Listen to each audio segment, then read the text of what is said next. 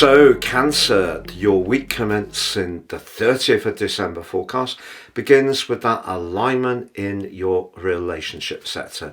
Yes, the black new moon. And that does give you an opportunity to think about your interactions to others. But this will be the Capricorn new moon for the first since 2008 without the powerful influence of Pluto. So that does create a different dimension, a potentially lighter dimension. But it is the case that as you go into this new year, Mars and Pluto are in an opposition. So if there is somebody that is intriguing you, the passionate energies of Mars, which is about desire, particularly in the second house, and the link with Pluto in the 8th house, which is where we're most invested, suggests you could feel a real spark, but also the impulse to do something about it. And as the week goes on, the Sun's link to Saturn in your 9th house suggests all sorts of relationships. If you really feel there's a clarity, there's a truth to them, could be an area for collaboration. But on Friday, it's a big day because Venus, the planet of relating, which starts this year in a square with Uranus, suggests that if there are certain connections which are too confining, the way the new moon can work for you is you may want to assert your independence and break free. And Venus moving into Pisces is all about the higher truth. You want to know what really is meaningful for you.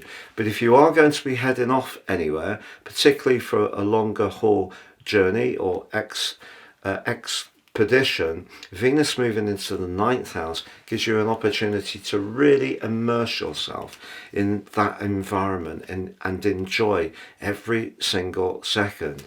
But if there has been some practicalities that have been outstanding, particularly since Mercury went into the retrograde towards the end of November, and despite it going direct mid-December, they're still outstanding, there could be some niggles that are ironed out by the 3rd of this week with Mercury emerging from its post-retrograde shadow. That said, the week does begin with the Moon and Neptune in a square, which can create confusion just before the Moon moves into Capricorn and creates the new moon.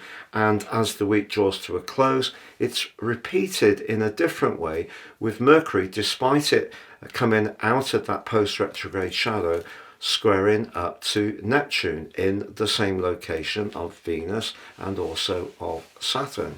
So even if you are trying to grapple with some details, it's essential that you really do concentrate.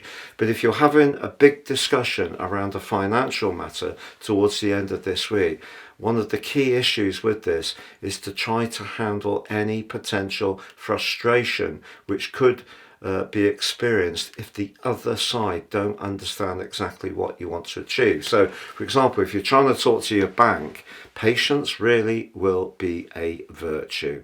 Have a great year 2025, Cancer. And if you've yet to watch your deep dive video, please see the link beneath this one.